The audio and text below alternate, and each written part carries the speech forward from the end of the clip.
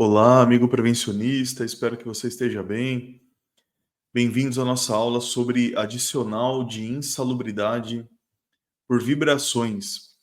Essa aula que faz parte do curso Vibrações e Radiação Não Ionizantes, na higiene ocupacional.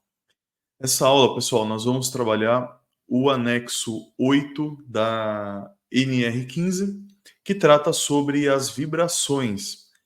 Então, o objetivo é passar com vocês todos os itens desse anexo 8, comentando esses itens, né?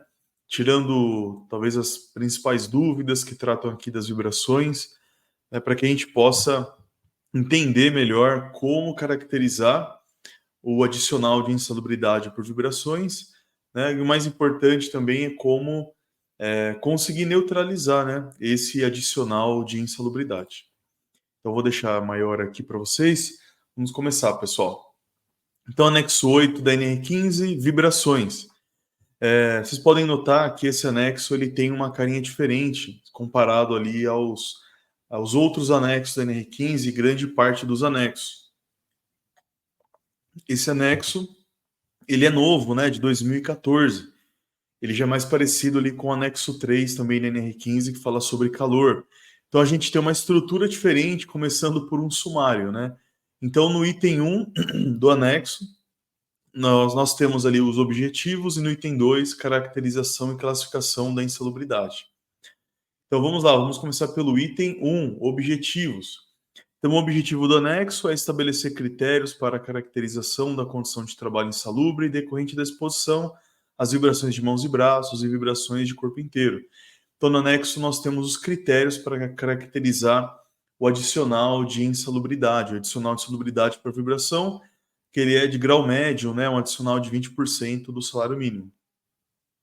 Sempre para caracterizar a insalubridade, eu acredito que já saibam isso, né, mas importante comentar também, sempre para caracterizar a insalubridade, a gente recorre à NR15, a esse anexo.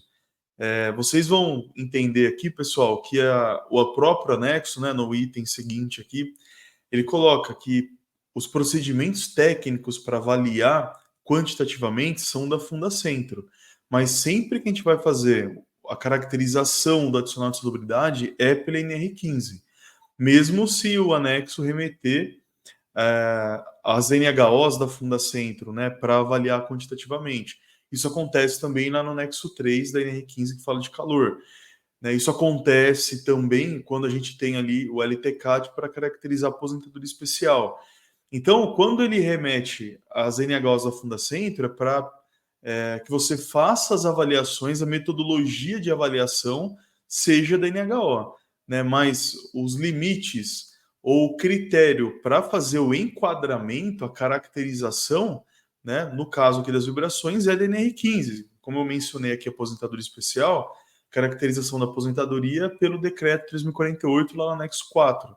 Então, é sempre importante, né, ter isso em mente. Para caracterizar, a gente vai na NR15, né, o restante, as NHOs lá, por exemplo, os critérios que tem na CGH, para as vibrações também são critérios técnicos, né? A gente não pode usar os limites existentes fora da NR15 para qualquer forma fazer caracterização de adicional de insalubridade, tá? Então, item 1.2. Os procedimentos técnicos para avaliação quantitativa das vibrações de corpo inteiro e vibrações de mãos e braços são estabelecidos nas normas de higiene ocupacional da Fundacentro. Então, o critério técnico é a metodologia que você vai utilizar, que você vai empregar para fazer a avaliação quantitativa. Então, como você vai usar o acelerômetro, né? Como você vai fazer ali os cálculos de AREM, né? Os cálculos de VDVR para vibração de corpo inteiro. Então, o critério de avaliação, começando desde a obtenção das componentes de exposição, né, são das NHOs, né? Mas os limites e o enquadramento você faz aqui na NR15, tá? Por isso que é importante conhecer também as NHOs. Não dá para desassociar o uso das NHOs quando a gente vai fazer uma avaliação de insalubridade. No item 2, pessoal, nós temos a caracterização e a classificação da insalubridade, né? Então vamos começar. Item 2.1. Caracteriza-se a condição insalubre caso seja superado o limite de exposição ocupacional diária as vibrações de mãos e braços correspondente ao valor de aceleração resultante de exposição normalizada, o AREM, de 5 metros por segundo ao quadrado.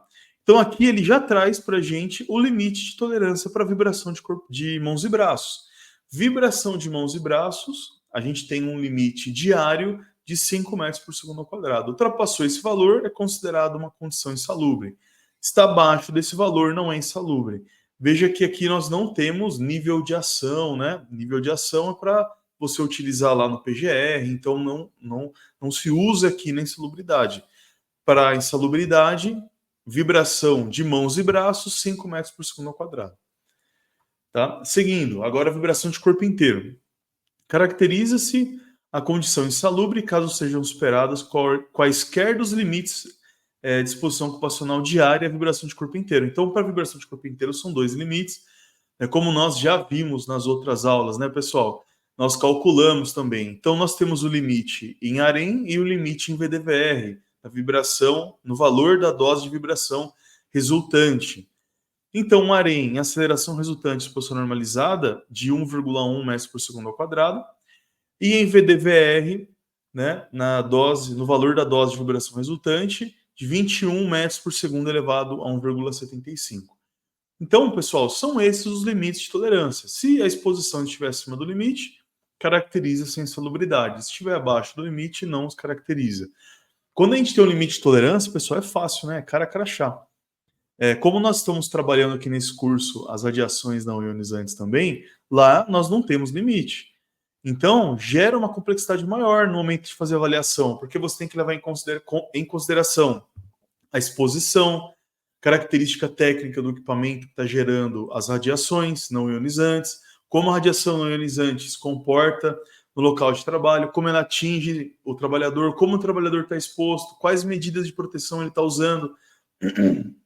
Então, é um critério diferente. Lá é uma avaliação qualitativa. Aqui é quantitativa, pessoal. Está acima do limite, é insalubre. Está abaixo, não é. Né? Então, é bem mais fácil, objetivo, né, para fazer a caracterização. Beleza? É claro que se a gente implementar a medida de controle, o que as medidas vão fazer? Sejam elas corretivas ou preventivas, né? Mas nesse caso, como as exposições podem estar acima do limite de tolerância, são medidas corretivas. Então, elas vão diminuir a aceleração da vibração, elas vão diminuir a exposição. Né? Consequentemente, você faz uma avaliação quantitativa e, se estiver acima ou abaixo do limite, caracteriza ou não. Né? Então, implementou as medidas, mediu, está abaixo do limite, beleza. Está acima do limite, caracteriza a insalubridade. É muito mais fácil, né? Quando a gente tem o limite de tolerância. Continuando, pessoal. Então, para fins de caracterização da condição insalubre, o empregador deve comprovar a avaliação dos 2 parâmetros acima descritos. Então, quando eu tenho vibração de corpo inteiro, eu não posso escolher um dos 2 parâmetros, seja em AREM ou VDVR, e fazer a caracterização ou não. Eu preciso, né, medir os 2 parâmetros. E avaliando quantitativamente os 2 parâmetros, eu vou ter condições de demonstrar se é insalubre ou não. Mas eu tenho que medir os 2 e comparar com os 2 limites, não pode ser um só. Beleza? As situações de exposição à vibração de mãos e braços e vibração de corpo inteiro superiores aos limites de exposição ocupacional são caracterizadas como insalubre em grau médio. Então, a insalubridade para vibrações em grau médio é adicional de insalubridade de 20%. Pessoal, eu acredito que vocês já saibam isso também, é uma informação já bem difundida aí. Né? Mas eu vou comentar aqui, mais uma vez. Quando a gente tem uma exposição acima do limite de tolerância e o grau de insalubridade definido pela norma, a gente não altera esse grau. Por exemplo, o limite de tolerância para vibração de corpo inteiro em AREM é de 1,1 metros por segundo ao quadrado. Se essa exposição, a partir do momento que você mediu ali, se essa avaliação quantitativa demonstrou 1,2, é adicional de insalubridade em grau médio de 20%. Mas se você mediu 5, nossa, está muito acima do limite de tolerância. Então, a salubridade, né, pode ser diferente. Vou colocar ali 40% de salubridade. Pode fazer isso? A gente não pode, pessoal. Né? Então, sempre a gente vai seguir o que está aqui na legislação. A gente não pode alterar o grau. né? Então, se para vibrações o grau é médio, né? Se ultrapassar o limite, muito ou pouco é médio o grau de salubridade. Beleza? Seguindo, a avaliação quantitativa deve ser representativa da exposição, abrangendo aspectos organizacionais e ambientais que envolvam o trabalhador no exercício de suas funções. Então, a avaliação quantitativa tem que ser representativa, levando em consideração para as vibrações o equipamento que o trabalhador utiliza, a ferramenta que gera ali as vibrações manuais, ou o equipamento que o trabalhador opera, que gera ali as vibrações de corpo inteiro, né? Então, tem que ser naquele equipamento que ele utiliza, considerando o tempo de exposição que ele tem, considerando as diferentes formas de exposição, né? Então, por exemplo, se o trabalhador utiliza ferramenta, fazendo uma furadeira, fazendo um furo no teto, né, com sustentação da ferramenta, então essa é uma condição, eu tenho que levar ela em consideração. Se ele utiliza furando no chão, então essa é uma condição, né? Se eu tenho um balancim para sustentar o equipamento que gera vibração, é uma condição que eu tenho que levar em consideração. Então, pessoal, a gente sempre tem que fazer uma avaliação que seja representativa, né, colocando a avaliação quantitativa em uma condição normal de trabalho, né, considerando a forma normal de trabalho, né, e real, né, pessoal? Então é isso, né? É isso que esse item quer dizer para nós, tá? Último item. Esse item, pessoal, é interessante porque ele fala aqui do laudo de insalubridade. Então vamos lá. Quando a gente está fazendo caracterização de insalubridade, o laudo que é utilizado não é o LTCAT. O LTCAT é previdenciário. O laudo de insalubridade é um laudo específico. É o laudo técnico de insalubridade. E a norma está colocando aqui o que deve ter nesse laudo, no mínimo. Então percebam, pessoal, os laudos são diferentes, né? Não há que se fazer um LTCAT e colocar lá aposentadoria especial, insalubridade e periculosidade. Então são laudos diferentes, tá? Então vamos lá, para caracterizar a insalubridade por vibração, o que deve ter no laudo? Então a caracterização da exposição deve ser objeto de laudo técnico que contemple no mínimo os seguintes itens: objeto e datas em que foram desenvolvidos os procedimentos, descrição e resultado da avaliação preliminar da exposição, realizada de acordo com o item 3 do anexo 1 da NR9. Nós trabalhamos aqui também esse anexo 1 que fala das vibrações. Então, a avaliação preliminar, essa avaliação qualitativa, a avaliação na qual você vai fazer uma análise preliminar de risco de higiene ocupacional, determinar ali as etapas do trabalho, a descrição das funções, né? E você vai fazer essa avaliação qualitativa para identificar como o trabalhador realiza a atividade, né, para que seja representativo, inclusive. Então, essa descrição e o resultado da qualitativa está no laudo, ok? Em seguida, vem a metodologia e critérios empregados, inclusos a caracterização da exposição e representatividade da amostragem. Então, agora você vai aplicar a metodologia de avaliação quantitativa. Depois, você vai demonstrar os instrumentos utilizados, bem como o registro dos certificados de calibração. Então, o acelerômetro que você utilizou, você vai demonstrar ele aqui, colocando ali marca, modelo, data de calibração, né? Então, isso é importante. E o certificado, né? Os dados obtidos e respectiva interpretação, então, os resultados que você obteve em AREM, para vibração de mãos e braços, de corpo inteiro, VDVR para vibração de corpo inteiro, você vai mostrar o resultado e colocar a interpretação desse resultado. Então, você vai colocar qual foi, né, a sua interpretação, está acima ou abaixo do limite de tolerância. As circunstâncias específicas que envolvam a avaliação, se houve alguma circunstância específica, por exemplo, acompanhei o motorista numa rua de asfalto, numa rua de terra, acompanhei o motorista com o veículo carregado, descarregado, em manobra, em marcha lenta, em marcha alta, em rodovia, em alta velocidade. Então, todas as circunstâncias específicas que envolveram a avaliação você vai demonstrar, inclusive com imagens, se for possível, né? G, a descrição das medidas preventivas e corretivas eventualmente existentes e a indicação das necessárias, bem como a comprovação de sua eficácia. Então, você fez um laudo de insalubridade. O laudo de insalubridade não é só para caracterizar, é para descaracterizar também. Então, você fez um laudo de insalubridade e o valor está abaixo do limite. Por que está abaixo do limite? Por exemplo, eu fiz uma avaliação de vibrações de corpo inteiro numa empilhadeira. Empilhadeira moderna, empilhadeira com assento ali, antivibração, com sistema de amortecimento, com regulagens de acordo com o peso do trabalhador. Sensacional. Então, essa é uma medida preventiva.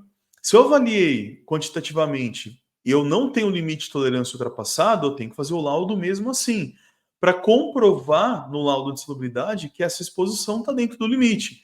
E daí eu vou demonstrar no laudo quais são as medidas existentes e que colocam essa exposição dentro de um limite, dentro de um limite seguro, né? Dentro de um limite que protege aí o trabalhador. E por último, nós temos a conclusão. Então, todo laudo tem conclusão, né? É a grande diferença para um programa. O programa tem cronograma, o laudo tem conclusão. Então, você vai concluir aqui: está acima, está abaixo do limite, tem direito à insalubridade, não tem direito à insalubridade. Bom, pessoal, nós terminamos aqui essa nossa aula sobre o anexo 8 da NR15. Espero que vocês tenham gostado da aula. Caso tenham ficado com alguma dúvida, eu estou à disposição. Muito obrigado, pessoal, e até a próxima aula.